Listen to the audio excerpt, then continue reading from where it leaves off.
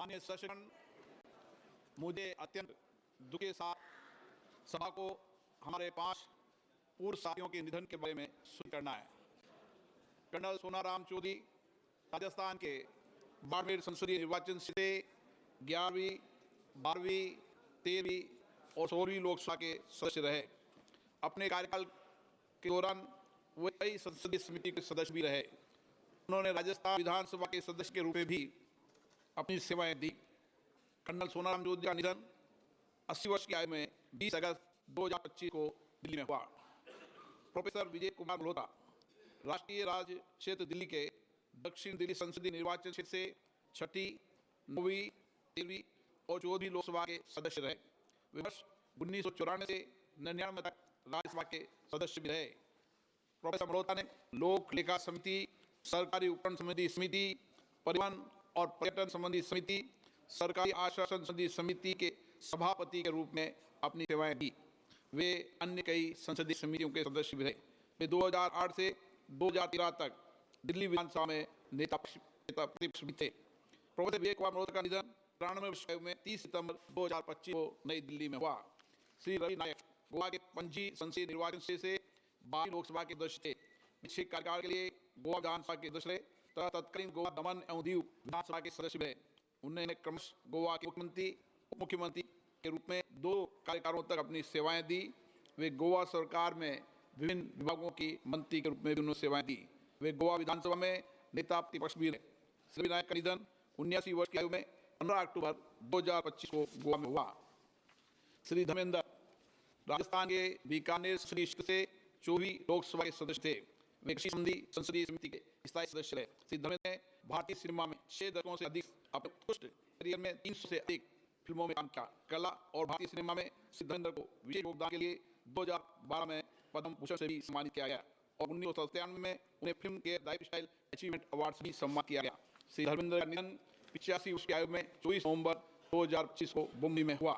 श्री प्रकाश जायसवाल उत्तर प्रदेश के कानपुर संसदीय निर्वाचन क्षेत्र से 13वीं, 14वीं और 15वीं लोकसभा के सदस्य रहे। श्री जायसवाल ने केंद्रीय कोयला मंत्री, सांख्यिकी मंत्री के स्वतंत्र प्रभाव तथा गृह राज्य मंत्री के रूप में भी अपनी सेवाएं दी। उन्होंने विभिन्न संसदीय समितियों के सदस्य के रूप में भी अपनी सेवाएं दी। श्री प्रकाश जायसवाल का निधन 28 नवंबर 2025 को कानपुर में 21 वर्ष की आयु में हुआ। ये सभा अपने पूर्व सहयोग के निधन गहरा शोक व्यक्त करती है। शोक संतप्त परिवारों के प्रति अपनी संवेदना व्यक्त करती है। आशा दिवंगत आत्माओं के सम्मान में मुन रहेगी।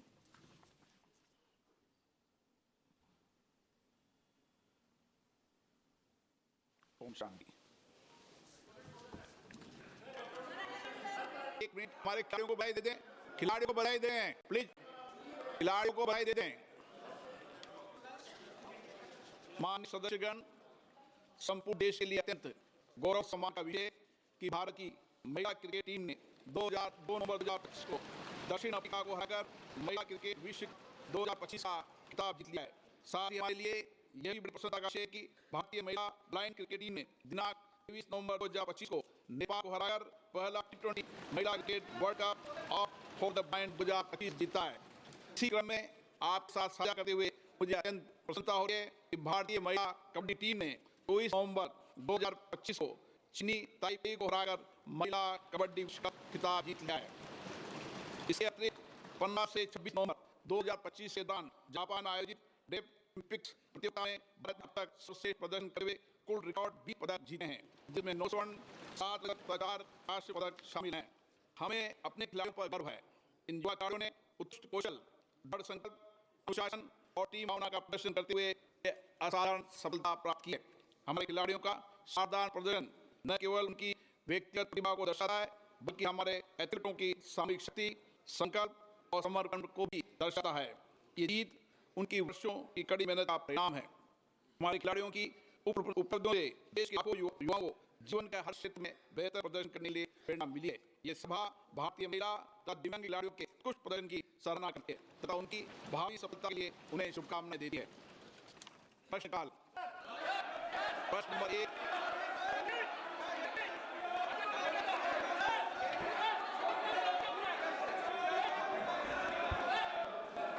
अध्यक्ष जी, माननीय सदस्यगण, आज शीतकालीन सत्र का पहला दिन है। मेरी सभी मान्य सदस्यों से ये अपेक्षा है कि वह सदन में रचनात्मक और सहभागिता निभाए। लोकतंत्र में सहमति असहमति गणतंत्र में होती रही है, वैचारिक मतभेद भी होते हैं, लेकिन उसकी चर्चा संवाद से उसका समाधान मिलता है। हमने पिछले सत्र के अंदर भी आप लोगों से आग्रह किया था कि दुनिया के सबसे बड़े लोकतंत्र हैं, हमें अच्छी परंपरा प्रॉपर्टी डालनी चाहिए।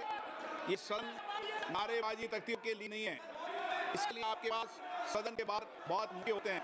मेरा हमेशा प्रयास रहता है कि आपको जलाने भेजा जाए, आप उनकी अपेक्षाएं आकाशों को मिल करो, उनकी चुनौतियों पर चर्चा करो, मुद्दों पर चर्चा करो। मैं सबको पर्याप्त अवसर उपलब्ध कराऊंगा, लेकिन नियोजित तरीके सदन को बाधित करना लोकतंत्र की अच्छी परंपरा नहीं है। देश की जनता ये देखती है कि हम लोग चुनकर आए, हम उनकी भावनाओं को समस्या को रखेंगे, लेकिन हर बार सदन को नियोजित तरीके से बाधा उत्पन्न करना ये अच्छी परंपरा नहीं है।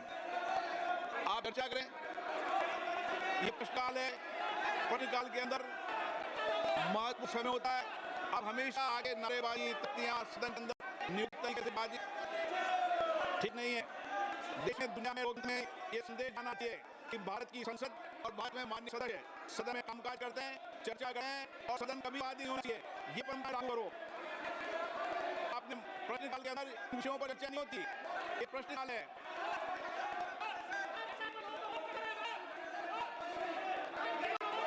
बोर्ड के बाद बोर्ड लोकतंत्र में भागीदार निभाई लोगों ने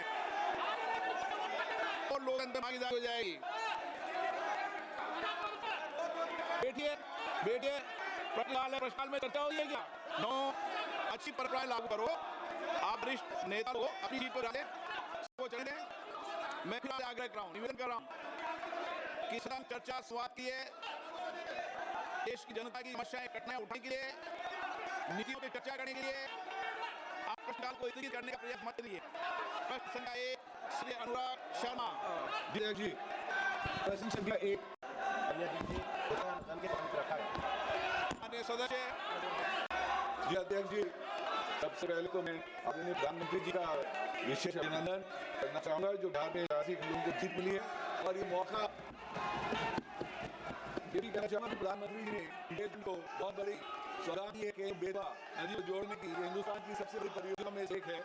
माननीय मंत्री जी ने एनवायरमेंटल क्लियरेंस से लेकर बहुत विस्तार में मुझे जवाब दिया है, और आपके माध्यम से माननीय मंत्री जी से सप्लीमेंट्री पूछना चाहूँगा कि सप्लीमेंट्री में माननीय मंत्री जी जो ट्रेन बेस्ड रिवर लिंक की परियोजना है, इसमें जो उत्तर प्रदेश और मध्य प्रदेश के जो बुंदेलखंड के क्षेत्र हैं, उसमें हमको इस क्षेत्र के लिए कितना पानी आवंटन होगा। विशेष रूप से झांसी के टहरौली क्षेत्र में मेरे वहाँ तकरीबन 53 गाँव है जिनमें बिल्कुल पानी की व्यवस्था नहीं है। ये गाँव हैं जैसे कि परसा, भवनिया, कन्या, टहरौली, कोरी, बिजना। अगर इनको डैश वर्ग से कुछ पानी आवंटन कर दिया जाए तो हम लोगों को बहुत राहत मिलेगी। इन 53 गाँव में कोई भी खेती नहीं हो पाती है। दूसरा सवाल मंत्री जी से सप्लीमेंट्री में ये है कि ये जो ट्रेन बेतवा नदी लिंक परियोजना है, ये आदरणीय मंत्री जी इस पर कोई टाइमलाइन हम लोगों को निर्धारित करके बता सकेंगे कि कब तक संपन्न होने की तारीख मिल जाए? धन्यवाद। अध्यक्ष महोदय, ट्रेन बेतवा जो प्रोजेक्ट है वो एक महत्वपूर्ण राष्ट्रीय प्रोजेक्ट है। माननीय प्रधानमंत्री के नेतृत्व में ये बहुत ही बहुउद्देशीय नदी परियोजना जिसके अंतर्गत कुल मिलाकर के 10,62,000 हेक्टेयर एरिया का सिंचित किया जाएगा। 194 MCM drinking water supply, 62 lakh की आबादी को ये पानी की सप्लाई और 103 मेगावाट हाइड्रो पावर के उत्पादन के साथ ही साथ 27 मेगावाट सोलर के उत्पादन। और मध्य प्रदेश और उत्तर प्रदेश में मध्य प्रदेश के 10 जिलों को और उत्तर प्रदेश के 4 जिलों को इससे लाभान्वित किया गया है। हमारे मंत्रालय द्वारा इसकी पर्यावरणीय स्वीकृति दी गई है और यहाँ की जो बायोडाइवर्सिटी है, फ्लोरा फौना है, यहाँ की जो स्पीशीज है, यहाँ के जो पार्क है, उसके लिए जो मिटिगेशन मेजर्स हैं हमारे मंत्रालय द्वारा किए गए हैं। शेष भी जो कार्य है वो राज्य सरकार और जो पानी का वितरण है ये उनके मंत्रालय के संबंध में है, इसलिए इस जानकारी को महत्व दें। माननीय सदस्यगण, ये प्रश्नकाल है, मैं पुनः आग्रह कर रहा हूँ, जनता ने आपको नारेबाजी करने के लिए नहीं भेजा है, सदन चलाने के लिए भेजा है। मेरा आग्रह है कि आप सदन चलाने में सहयोग करें। मैं आपके अनुभव पर चर्चा करने को तैयार हूँ। सदन नहीं चलाना चाहते, सदन में चर्चा नहीं करना चाहते, अनुराग शर्मा सेकंड सप्लीमेंट्री। माननीय मंत्री, माननीय अध्यक्ष जी, ये जो आज यहाँ पर हल्ला बिना बात पे किया जा रहा है, और हम लोग सांसद जो विशेष रूप से इतनी दूर दूर से आते हैं अपनी बात यहाँ रखने के लिए, SIR के बावजूद भी ये लोग नहीं मानने के लिए तैयार है। बिहार की इतनी बड़ी हार के बाद भी नहीं मानने को तैयार रहते हैं। इन लोगों को समझना चाहिए कि सांसदों को यही एक मौका मिलता है बात रखने का। माननीय मंत्री जी से आग्रह है कि केन बेतवा इतनी बड़ी सौगात आदरणीय प्रधानमंत्री जी ने बुंदेलखंड के वासियों के लिए दी है, उसमें मैं आग्रह ये करना चाहूंगा कि मेरे कुछ क्षेत्र उसमें से वंचित रह रहे हैं, अगर उसकी DPR में वो क्षेत्रों को और ऐड कर दिया जाए, विशेष रूप से एक गोविंद सागर बांध मेरे क्षेत्र में, उस बांध को अगर हम ललितपुर की जाखलौन कनाल से राजघाट के डैम से अगर जोड़ देंगे तो हमेशा ललितपुर शहर को पीने का पानी और गोविंद सागर के नीचे के सारे हिस्से वहां से सिंचित हो पाएंगे। ये एक आगे मंत्री जी था। माननीय अध्यक्ष महोदय ने पूर्व कहा है कि पर्यावरण मंत्रालय के द्वारा जो EIA रिपोर्ट तैयार की जाती है, EIA रिपोर्ट का जो स्कोप है वो biodiversity, impact on biodiversity, local ground area of circular, उसके साथ जो वाइड जरूरी है कि सभी इंफॉर्मेशन मिलर्स के लिए EIA रिपोर्ट तैयार की जाती है। जहाँ तक DPR और पानी के वितरण का विषय है, माननीय संसद महोदय को मेरा आग्रह है कि वे स्थानीय राज्य सरकार को अपने कार्यालय द्वारा साकार करें, क्योंकि वो उनके अंतर्गत आता है। मैं पुनः आग्रह कर रहा हूं, सदन में नियोजित तरीके से बाधित करना लोकतंत्र में अच्छी परंपराएं नहीं है।